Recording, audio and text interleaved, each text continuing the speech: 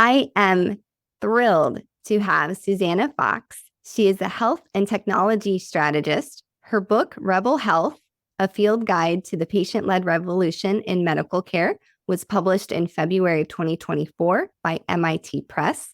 I was reading it so ferociously this morning in anticipation of this podcast, and it blew my mind. So I'm very excited to share her with all of you. She is also former Chief Technology Officer for the U.S. Department of Health and Human Services, where she led an open data and innovation lab, which I have to know what that means and understand that more. She has served as the entrepreneur in residence at the Robert Wood Johnson Foundation and directed the health portfolio at the Pew Research Center's Internet Project. Susannah Fox, it's wonderful to have you on the podcast. Thanks for having me. I usually start this question later, but I think it would really help our audience get to know you. Could you describe a revitalization moment in your career? And for our listeners, a revitalization moment is when you had an inflection point and then you had some clarity on what to do next. What a great question. An inflection point for me was when, as a researcher, I was invited to partner with the National Organization of Rare Disorders. I had previously done fieldwork in other online patient communities, people living with cancer, people living who are facing pediatric challenges. But this was a chance to dive deeply into communities where people had really been knocked down by healthcare. They had been dropped into a dark maze, and they were calling out to each other to try and find each other in the maze, because it was not likely that they would ever meet someone in their town or even in their state who had the same diagnosis, but they'd been able to find each other online. And I got to tell you, I had spent my 20s building websites, and then in my 30s, I transitioned to being a researcher, but I hadn't really found my path yet. It was in doing that fieldwork that I realized that peer-to-peer healthcare, this connection that happens between and among patients and caregivers, that is the megatrend that I think is going to transform healthcare. And that's what set me on the path to actually leaving research and eventually writing this book. I want to come back to the term peer-to-peer healthcare, which is a term that you actually coined. I want to go back a little further to understand how you had this lens that paved the path for your career. Some of the listeners are probably saying, she's not a doctor. Andrea often has doctors on this podcast. Can you tell us a little bit about your educational background? And the reason I'm asking this is going to come out later. It just helps me understand the lens that you were able to write this book and how you were able to move through so many different worlds of tech and research and government. Well, I'll start at the beginning and say that my dad was an engineer he had convinced my brother and my sister to become engineers. And my mom is a writer. She was a dance critic and then a business writer. And so I grew up really comfortable with code, really comfortable with technology because of my dad. And I grew up being invited into creative spaces because of my mom. I also want to share that both of my parents stepped forward into caregiving when the family needed it. And I followed them into that work as a caregiver for elders in our family. So that's been a lot of what has been part of my education as a person. In terms of formal education, I studied anthropology, which means I think of anthropology as a license to be professionally curious and politely curious about other people. It's a way to look at society from a systems perspective. And that is the orientation that I brought to my life as a researcher and an observer of this intersection of healthcare and technology. Now everything makes so much more sense. I just love that your background's anthropology. And before we started recording, I shared with you that one of my passions is medical simulation. And she's an emergency physician, but she's also an anthropologist. Her name is Eve Purdy, and she does research on essentially the culture of medicine and uses her sim lab as a kind of an experimentation zone. She lives in Australia. Anyway, her work may be of interest to you with your background in anthropology. I think it's an example of a field that I think doctors, one of our drawbacks is many of us were biology majors, myself included. So I'm critiquing myself. And then we went straight to medical school. And because of that narrow lens, I think it really impacts our ability to think creatively and to also have a wider understanding of the lived experiences of people. So that's kind of my long way back to this book that you read with this patient-led healthcare revolution, which is, I will say, most doctors, when we hear that, are concerned. I think that would probably be the first word that a lot of doctors would say. And I think a lot of it probably comes from, frankly, probably PTSD from the pandemic. And we saw misinformation on steroids. I don't think I've ever seen, I mean, I always knew misinformation was a problem, but the ferociousness of it during the pandemic. And I think what was different, and I'm thinking out loud and creating as we're in this conversation, is the misinformation that occurred before the pandemic rarely hurt me. It may hurt my patient, but the misinformation that occurred during the pandemic began to feel life-threatening to me. And I've just put that together about why it was such a powerful, disturbing time to practice medicine. I'm wondering, with your background in technology, what can we do about misinformation? And I think that's the number one thing that makes us as doctors scared about patients entering into the peer-to-peer relationships and chat rooms and Facebook groups that, as your book shows, can be very good and powerful. Thank you for bringing up misinformation right away and for calling it out for what it is, which is a national threat. It's a personal threat, as you just talked about, and it's a threat to our communities and it's a threat to our nation. And just like in the pandemic, which triggered a whole of science and whole of government response, whole of society response, we need that same response for misinformation and disinformation.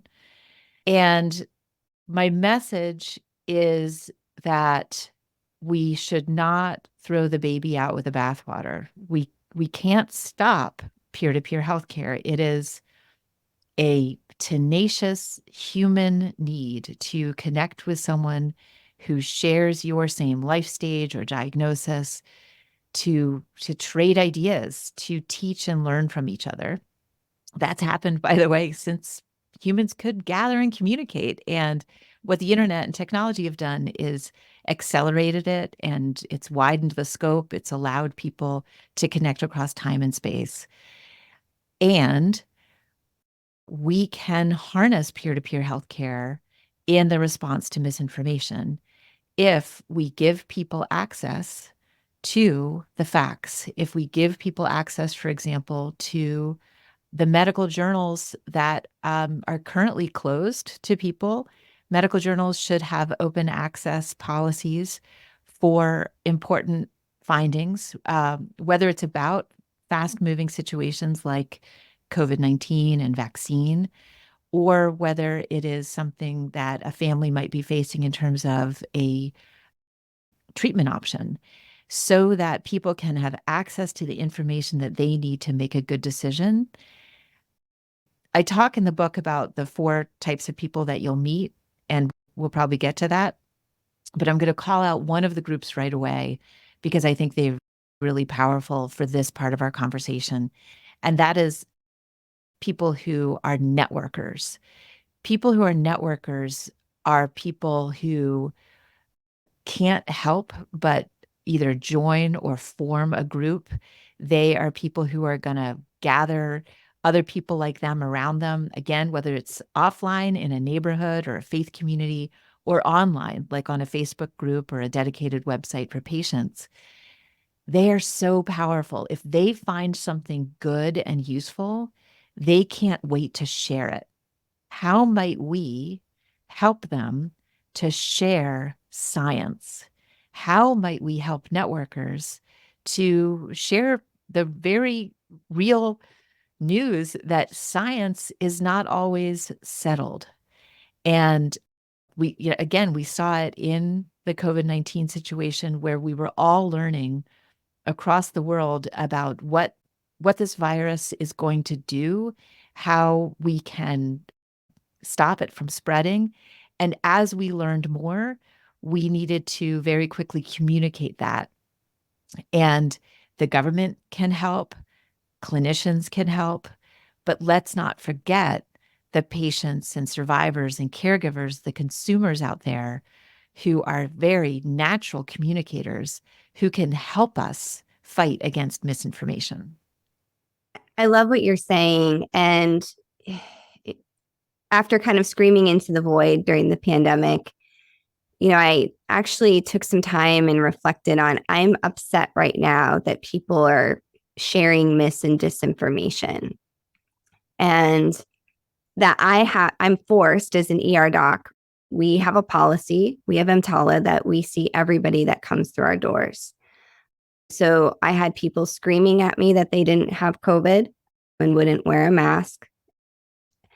And to have that breakdown in the trust. And so I had to spend some time thinking about like, what is actually the doctor's role in this? Like, how did we get here? And it's a complicated issue, right? It's a dilemma. If it was a problem, it's easy to solve. A dilemma is more challenging. I think part of the problem is we've lost trust. That for instance, I grew up in a small town, the small town doctors were embedded in our community. They went to the high school games. They knew our family. They knew our story. My dad still lives in that small town and he's going through a health challenge right now. And I've had very close communication with his doctor who knows our life. And living in a major city, San Diego, I've never had a primary care doctor for more than, I think, a year. They've just been very transient. So I kind of have this feeling that in order to get to a place where we can be in dialogue with our patients again, we have to restore trust. And I'm wondering what your research, since you're much more closely in communication with patient communities, what's your take on that? And what could we do to start to build some of that trust back? Trust is incredibly important. And the communities where I've spent time have all been communities that I like to call pro-social and pro-science.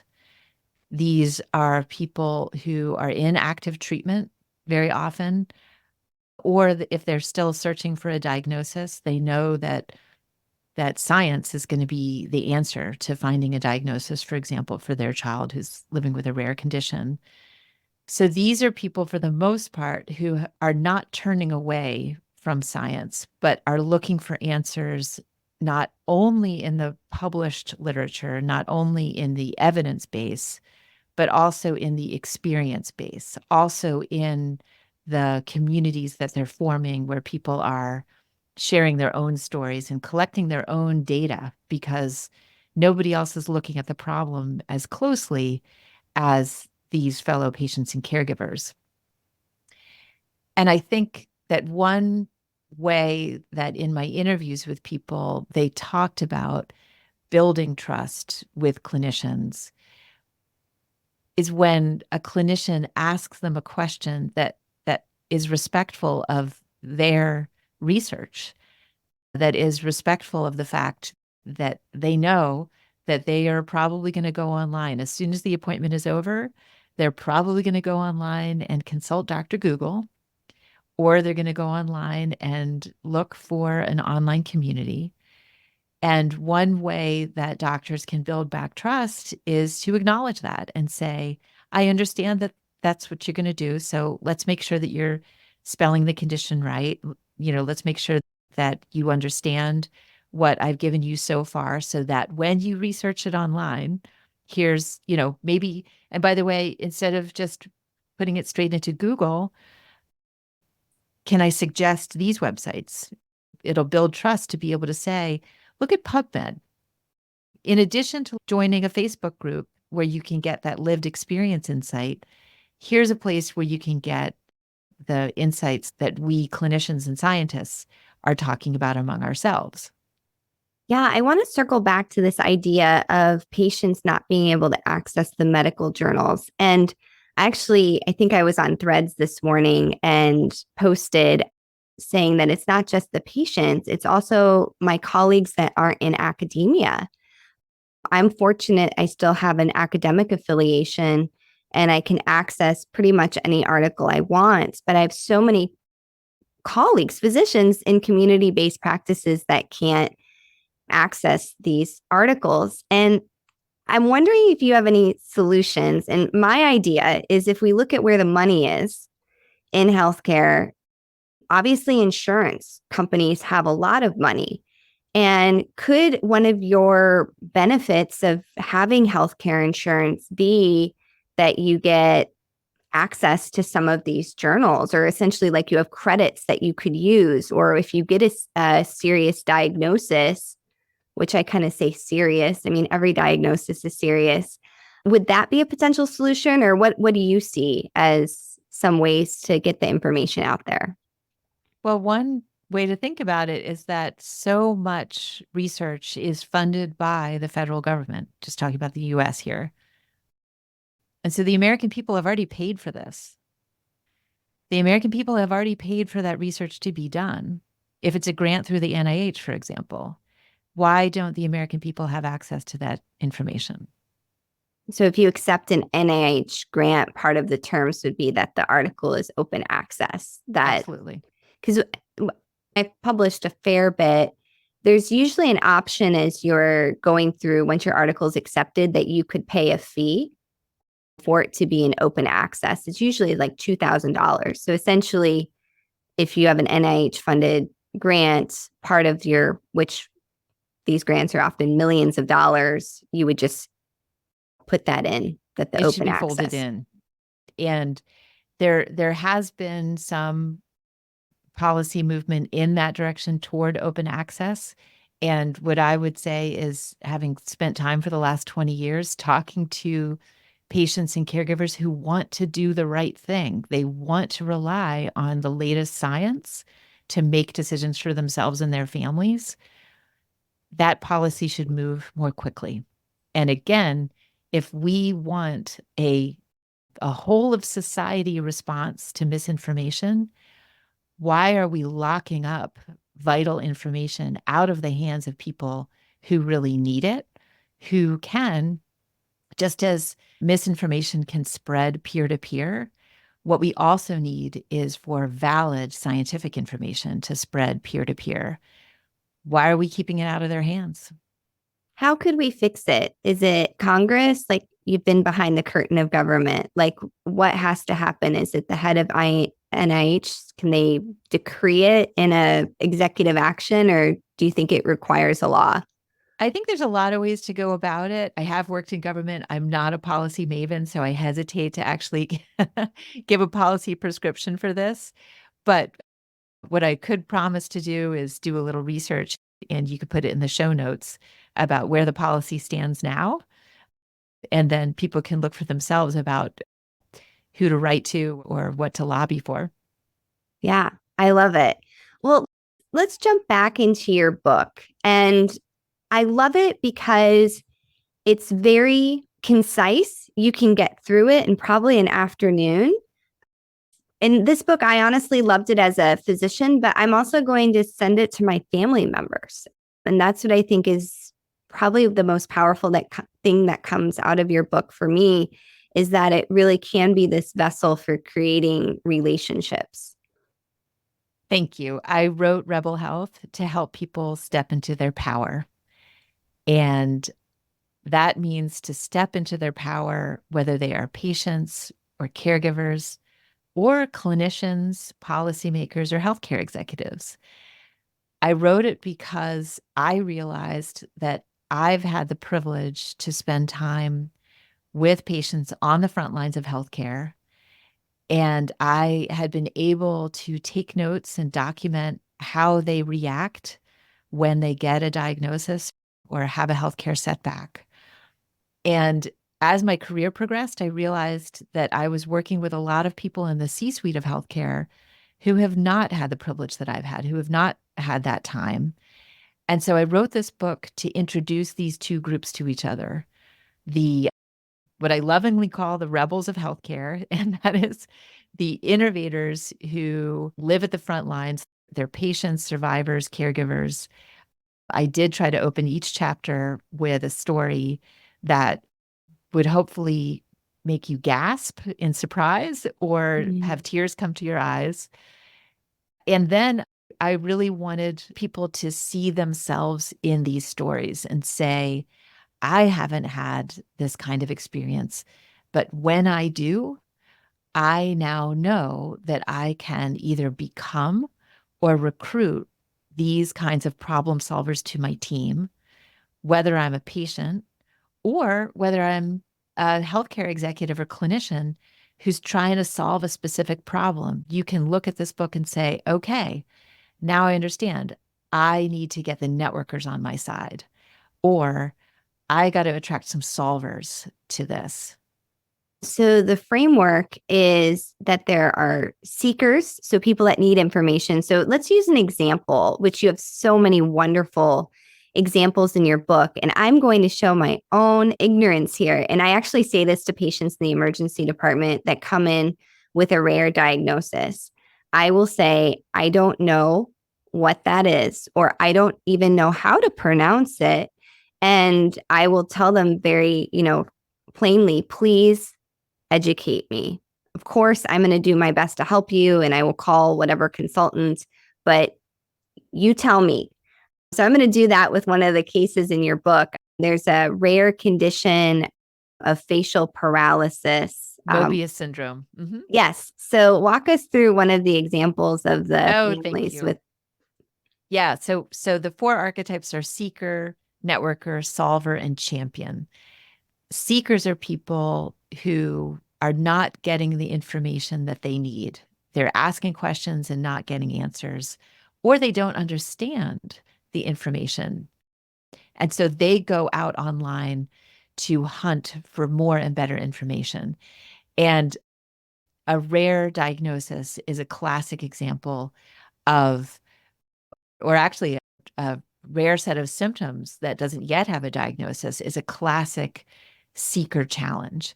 They will go out and try to find other people like them. Mobius syndrome it's about 1 in 1 million diagnosis by some accounts, and it presents with full facial paralysis. It's the 6th and 7th cranial nerve that's affected. And immediately, that means that a baby cannot latch on to a nipple in order to be fed. And so people are immediately left with this challenge of how to feed a baby.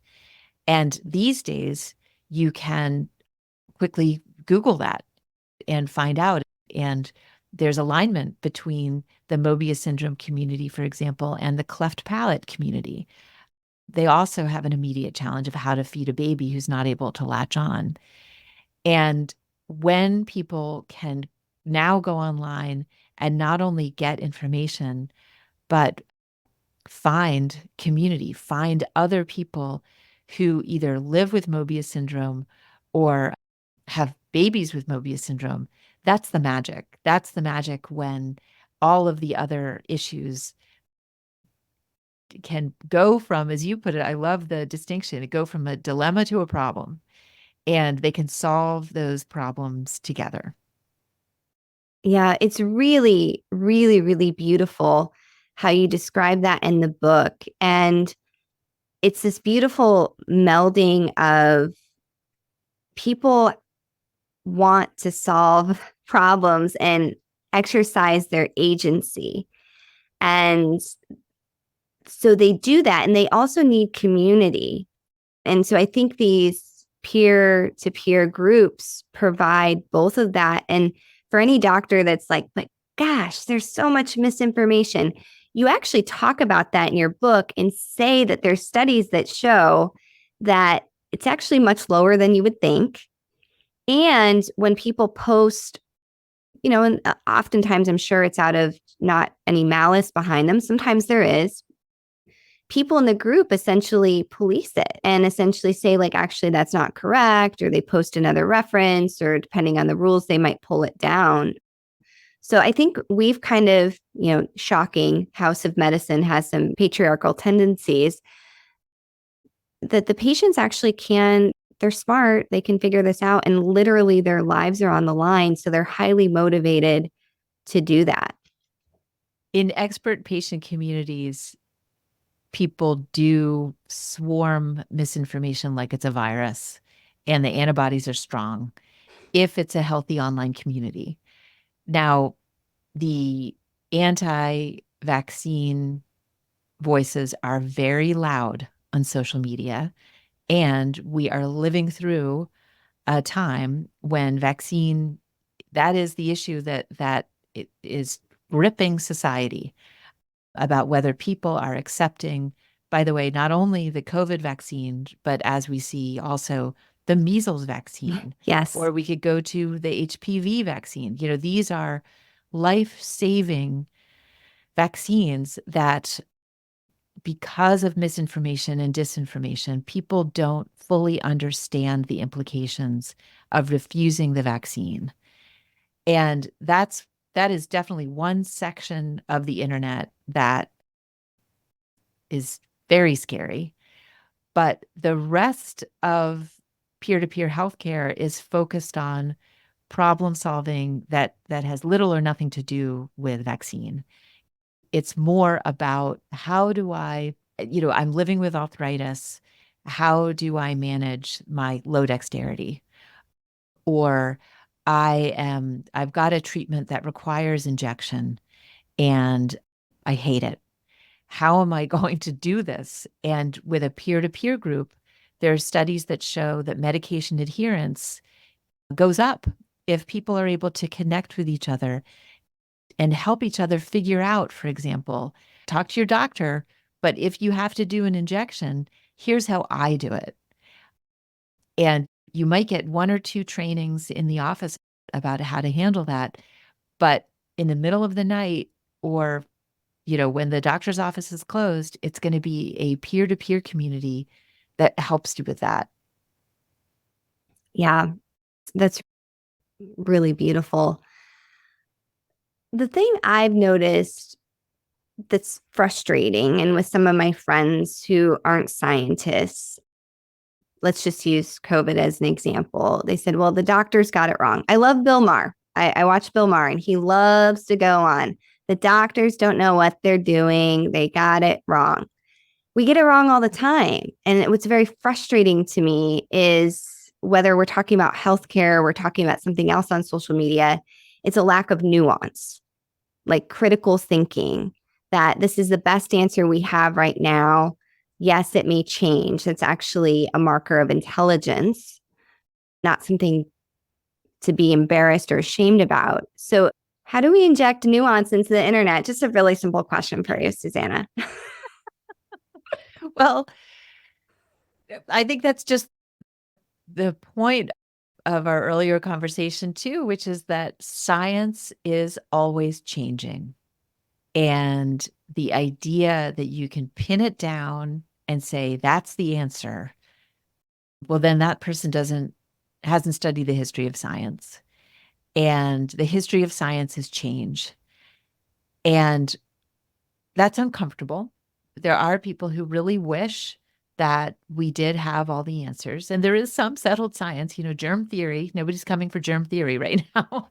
But we need to educate people that when scientists are working on discovery, they're going to make mistakes. There's going to be setbacks. And, that is seen, for example, in, we're living through an era where there's more and more incredible work being done in cancer treatment. But there are also setbacks. There are also times when it doesn't work for everyone. And unfortunately, we have to live with that. And how do we educate people to live with nuance? I think we just continue to communicate as best we can. Mm-hmm. Yeah.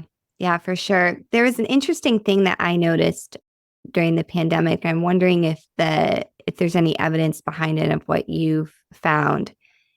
I found that when I would try to have conversations with patients in the emergency department about vaccines or masking or whatever recommendation I had, they often did not go well. But then when I would do telemedicine and the people were in their own house, the conversations went way better. And my take on it is that there was like actual comfort of being in their own space and like the safety that, they could, I guess, turn me off if they didn't want to continue the conversation. I think my nervous system was much more regulated. And when I was communicating with people, because frankly, I wasn't worried that they were coughing or making me sick. What do you think about that as like a method, or are you seeing any trends that telemedicine can be a place where we could have more of these conversations, in some situations better, perhaps? It makes sense to me that people would not be as comfortable and receptive in a high stress environment like the ER. And I don't have data about telehealth, but what I can say is that people are ready to receive information in different contexts, and we need to be respectful of that. We need to make sure that there are options for all kinds of people. For example, sometimes if someone has a question, they might feel comfortable talking about it in their neighborhood. They might be comfortable talking about it in their faith community. They might be comfortable posting about it on Facebook, because on Facebook, it's your real name. There are other situations that you're going to want anonymity. And there should also be spaces where you can go and ask a question and be sure that no one's going to judge you. No one's going to know who you are, but you're going to be able to get that information. And I think that contextual understanding of learning, and whether it's information retrieval or getting a question answered, I think that we all need to better understand that and be respectful of people's different learning styles and comfort levels. Yeah, absolutely. If you had a magic wand, what is one thing you wish doctors did to partner better with their patients? How many wishes do I get? Oh, let's go for a little bit. So, number one, I would love doctors to acknowledge that patients are going to go online and to help them with that, and to use it as a signal and as a starting point to say, if you have further questions about this, here are some websites that I've looked at, or here are some online patient communities that I've heard are good. Another wish that I have, especially if this is a doctor's office that treats a specialized type of patient. What if there was a way to connect your expert patient with someone who's newly diagnosed?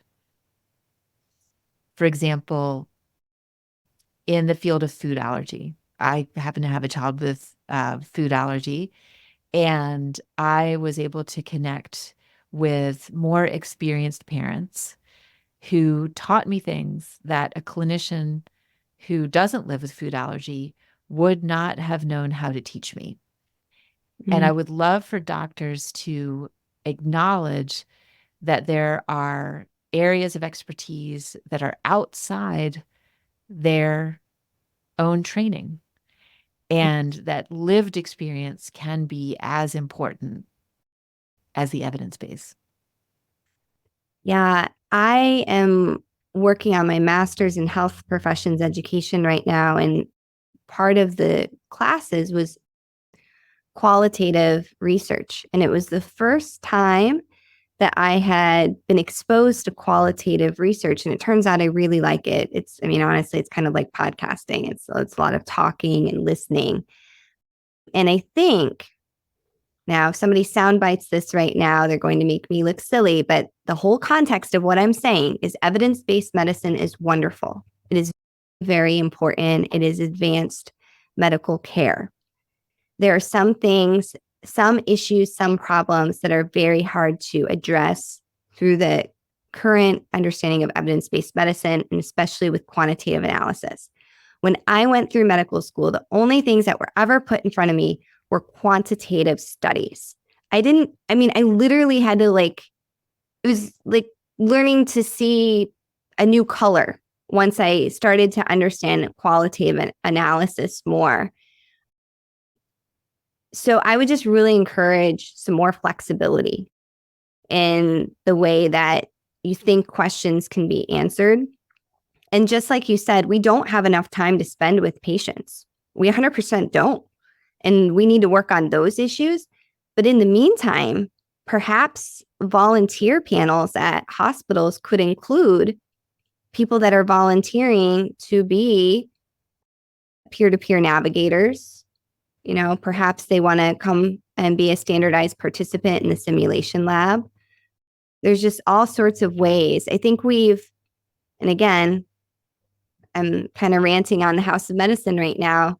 I think we infantilize our patients. And again, if we could use more curiosity and more like asking what they want, what they need, a lot of times they may be able to, like you said, seek, network, solve. I mean, I was blown away by the example in your book and I totally had empathy for this person that had diabetes and she's a really heavy sleeper.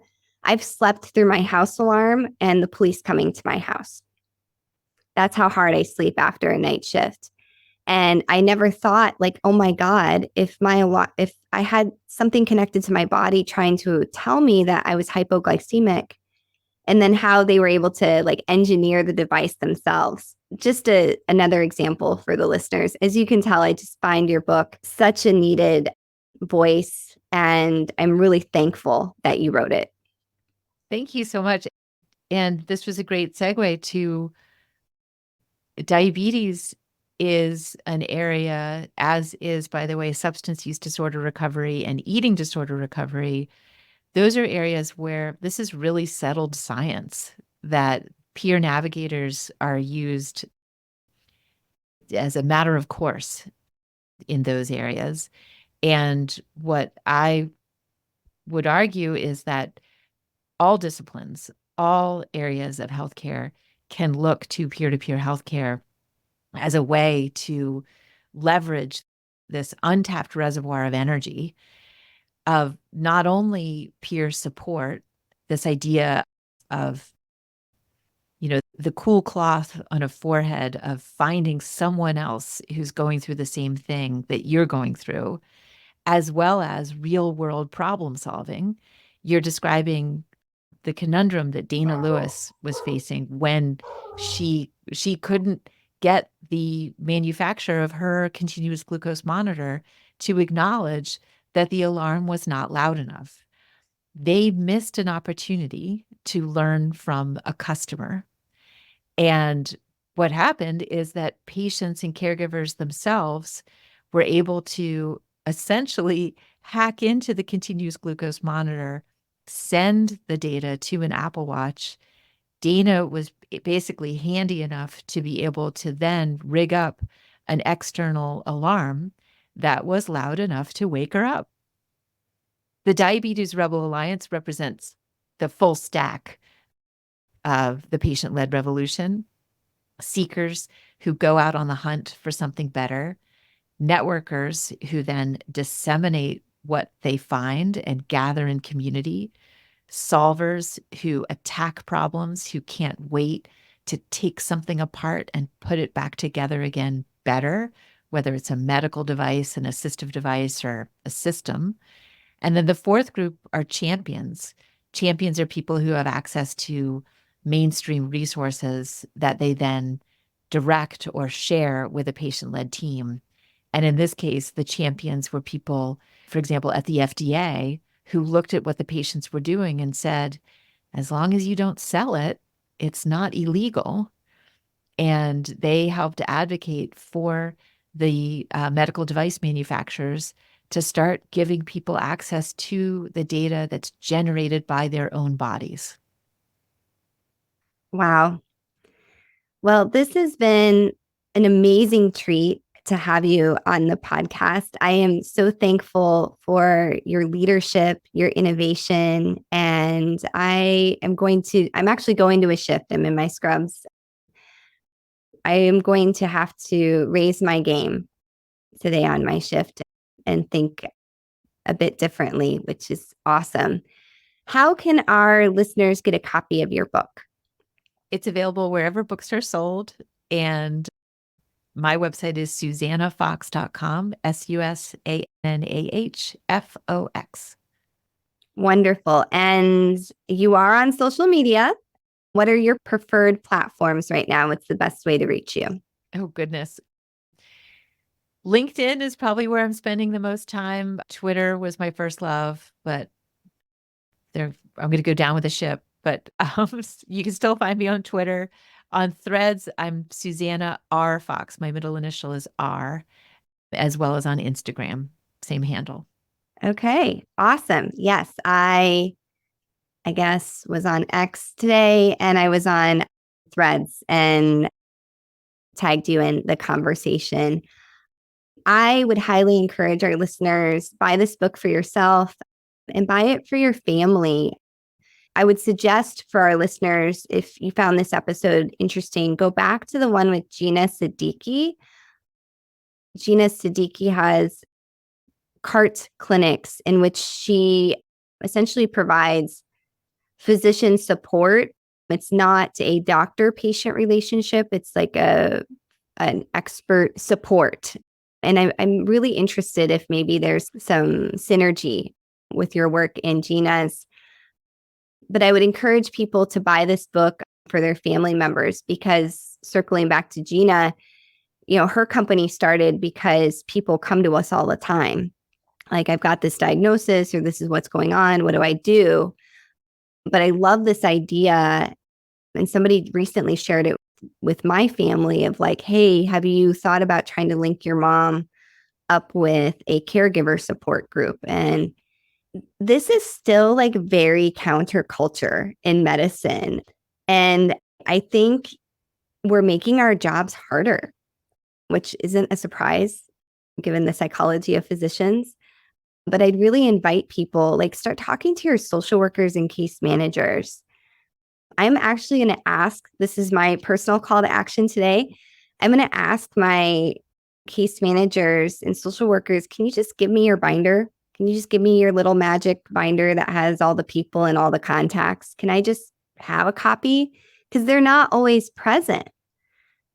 But if I have the binder, I can at least flip through it. Maybe we can start to make some QR codes. And that's what I'm going to do differently today, Susannah. I love that. I think healthcare is currently leaving half the team on the bench. we are not leveraging the patients, survivors, and caregivers who could help us heal healthcare. There's no better way to end the episode with that, is we are leaving half of the participants on the bench. So, wow. Thank you. My pleasure.